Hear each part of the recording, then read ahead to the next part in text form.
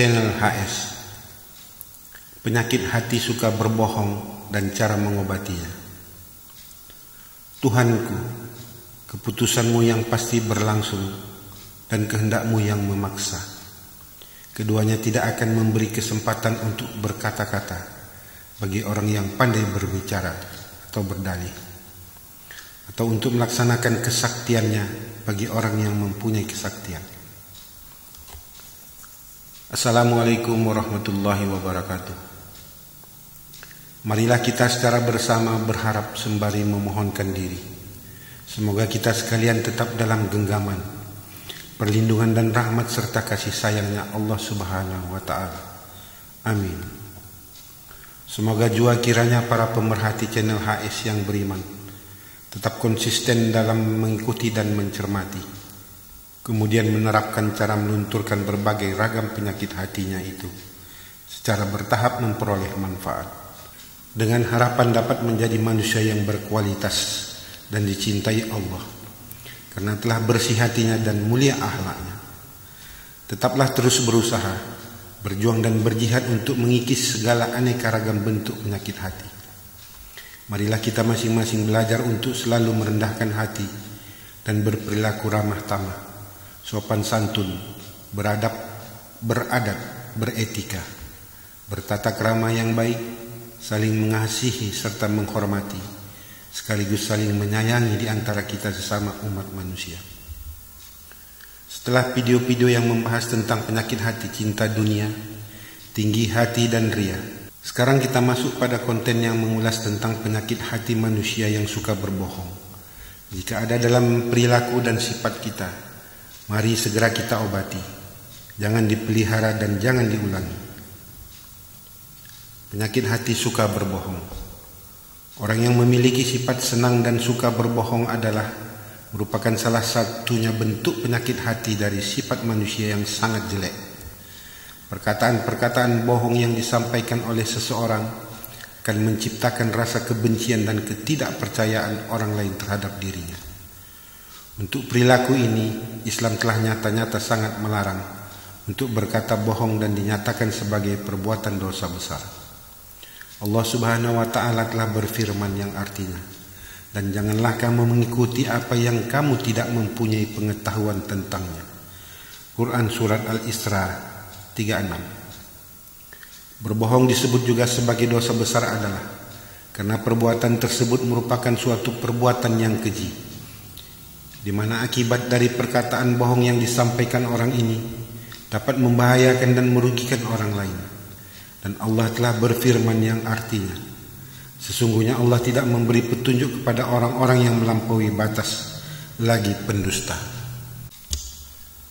Adapun kriteria atau ciri-cirinya dari sifat atau perilaku orang berbohong itu adalah suatu perbuatan ucapan yang dilakukan seseorang melalui rangkaian perkataan-perkataannya yang tidak benar dan disampaikan kepada orang lain. Dengan pengertian lain, dia sendiri membuat perkataan-perkataan dengan mengarang dan mengadakan sesuatu peristiwa atau keadaannya, padahal peristiwa dan keadaan yang diceritakannya itu sama sekali tidak benar atau tidak ada faktanya. Perkataan tersebut diucapkan dengan tujuan untuk kesenangan atau kebanggaan atau keuntungan dirinya sendiri atau dengan maksud-maksud lain. Selain itu, dapat juga dia lakukan dengan pola memutarbalikkan fakta peristiwa dari suatu keadaan yang sebenarnya terjadi, atau yang dia ceritakan sama sekali tidak dia ketahui faktanya, karena dia hanya mendengarkan dari cerita orang lain. Kemudian dia tambah-tambahi dan atau menguranginya dari apa yang ia dengar sesuai dengan kehendak serta kemauan hatinya. Bahkan kadangkala yang tidak ada keuntungannya dan tidak juga ada manfaat bagi dirinya pun, ianya senang berkata-kata bohong, karena dia merasa suka dan sudah merupakan suatu hobi serta kesenangan dirinya. Dalam dirinya ia selalu berpikir dan beranggapan, jika orang lain mendengar akan menyebut atau akan berpikir dia hebat, pintar dan lain sebagainya, sehingga menciptakan adanya rasa kepuasan serta kebanggaan tersendiri dalam dirinya, yang dapat juga didorong oleh faktor gengsi. Sayangnya dia tidak pernah merasa atau menyadari atau mungkin juga tidak pernah berpikir dan terpikir bahwa suatu saat dan lama-kelamaan akhirnya orang lain pasti akan tahu juga dengan sendirinya. Dalam hal perbuatan ini yang perlu disadari adalah bahwa mereka yang sudah berbuat kebohongan selain dapat dihukum secara pidana, maka telah pula memenuhi kriteria salah satu dari sifat orang-orang munafik karena dustanya, sebagaimana sabda Rasulullah Shallallahu Alaihi Wasallam yang artinya, 4 hal jika semuanya ada pada seseorang, ia adalah munafik semurni-murninya munafik. Jika satu di antara yang 4 itu ada pada dirinya, maka padanya terdapat satu sifat kemunafikan hingga ia dapat membuangnya. Jika berbicara ia berdusta, jika diberi amanah ia khianat, jika berjanji ia melanggar, dan jika membantah ia berbohong. Hadis riwayat Bukhari Muslim.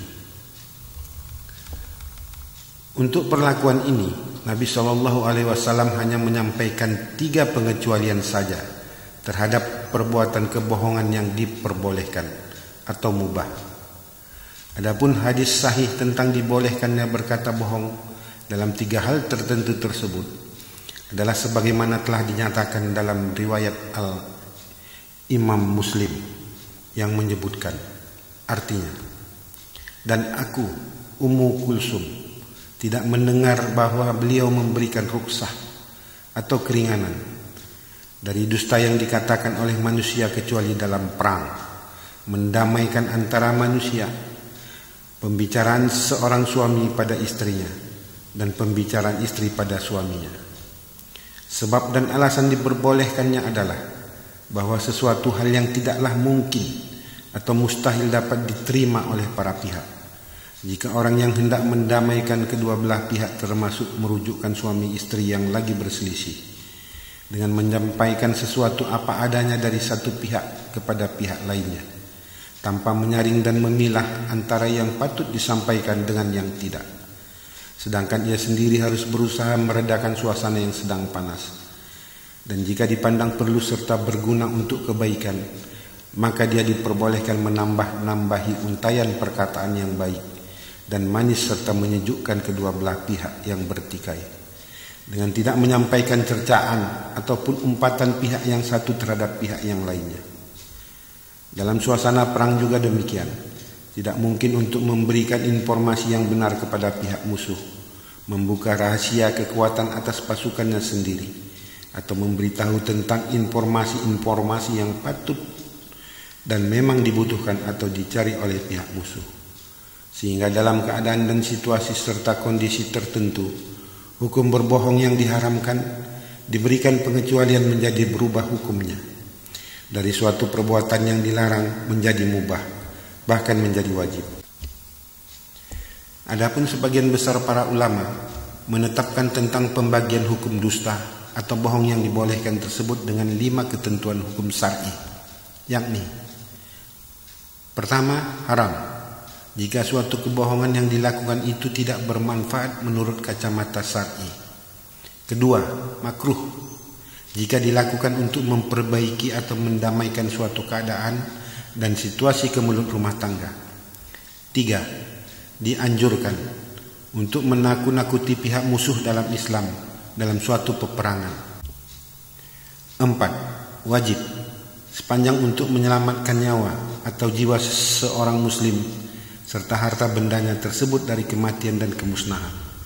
5, mubah jika untuk kepentingan mendamaikan atau menyelesaikan sesuatu persengketaan di tengah-tengah masyarakat.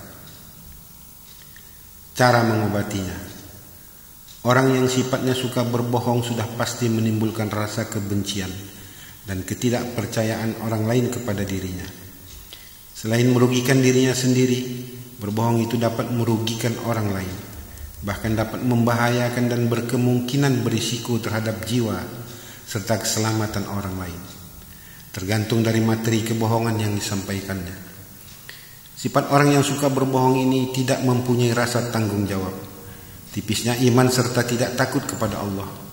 Karena orang yang suka berkata bohong, di dalam dirinya berpotensi kuat telah bersemayam penyakit hati lain.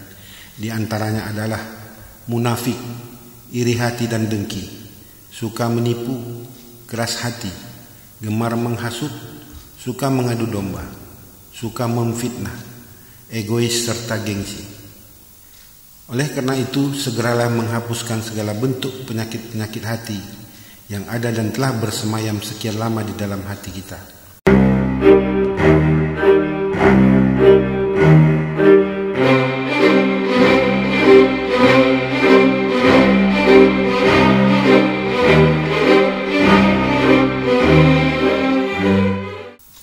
Maka sejak saat ini marilah kita berpikir untuk satu jenis penyakit hati dalam satu kali perbuatan berbohong. Itu sama saja artinya kita telah mengotori hati atau ruh yang bersih dan suci tadi setitik demi setitik sampai ajal menjemput. Dan terus akan berlanjut jika penyakit itu tidak segera kita hilangkan. Belum lagi penyakit hati yang lain yang sudah mengiringinya. Sementara ruh yang bersih dan suci yang dititipkan itulah yang nanti akan kita bawa pulang kelak dan akan kita pertanggungjawabkan di hadapan Allah. Adapun cara yang harus kita lakukan untuk membersihkan hati dari penyakit hati tersebut adalah dengan menerapkan dua cara, yakni secara syariat dan secara hakikat, yakni sebagai berikut. Secara syariat.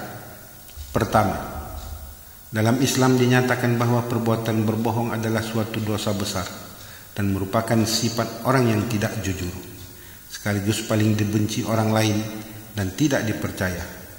Maka supaya terhindar dari rasa kebencian dan ketidakpercayaan dari orang lain terhadap diri Anda, mulai hari ini rubah dan perbaikilah sifat-sifat jelek tersebut dengan kemauan yang kuat, secara benar-benar dan sungguh-sungguh dari dalam diri Anda sendiri. Berjuang dan berjihadlah Anda di jalan Allah untuk memerangi segala bisikan setan yang menghasut. Dan janganlah Anda suka mengumbar cerita hanya mendapatkan cerita dari orang lainnya, sebelum Anda sendiri mengecek kebenaran dari isi cerita tersebut. 3. Berusahalah dengan sekuat tenaga agar Anda tidak suka membuat dan mengarang sendiri suatu kata-kata bohong yang tidak benar dan tidak pernah ada faktanya kepada orang lain. 4. Buanglah niat di hati Anda untuk mengais sesuatu keuntungan atau menyimpan maksud tertentu lainnya, dan cara memanfaatkan isi cerita yang sumber informasinya dari orang lain, namun tidak Anda ketahui peristiwa yang sebenarnya. Kemudian Anda bercerita sembari memutarbalikkan suatu fakta dari keadaan yang sebenarnya terjadi.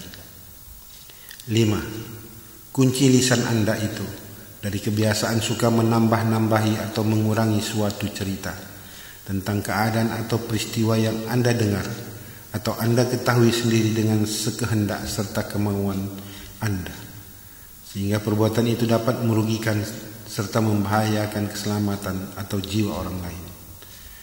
6. Menjauhlah Anda dari pergaulan dengan orang-orang yang sifatnya suka berbohong.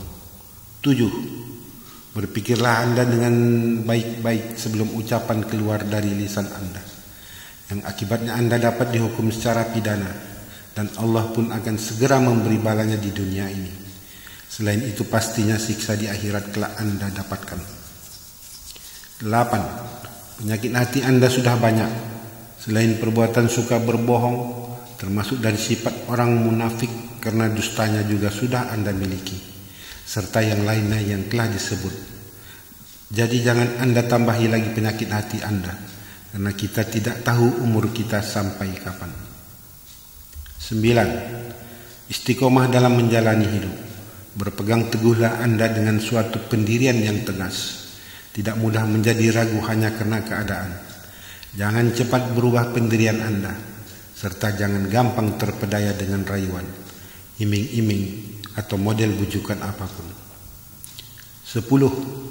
Perbaiki akhlak Anda yang selama ini buruk, agar Anda dapat menjadi beralih kepada sifat yang akhlakul karimah. Apabila Anda berniat hati mencari contoh akhlakul karimah, Anda dapat mengikuti konten pada channel HS, video perihal revolusi akhlak, bagian 1 sampai 9e.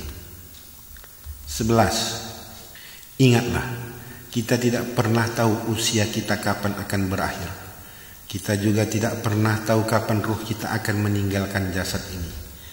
Sementara itu, bekal kita untuk pulang ke kampung pada terminal akhir Yang kita bawa hanyalah ruh yang suci dan bersih, yang dititipkan dahulu kepada kita dan kini sudah hitam, legam, kotor dan berkarat karena penyakit hati. Berikut dengan apa-apa perbuatan yang sudah pernah kita lakukan untuk bekal menghadap Allah yang Maha Suci tersebut, agar dapat kita pertanggungjawabkan ketika kita berada di hadapannya. Oleh karena itu, mulai hari ini, hentikan dan rontokkanlah penyakit hati kita yang suka berbohong.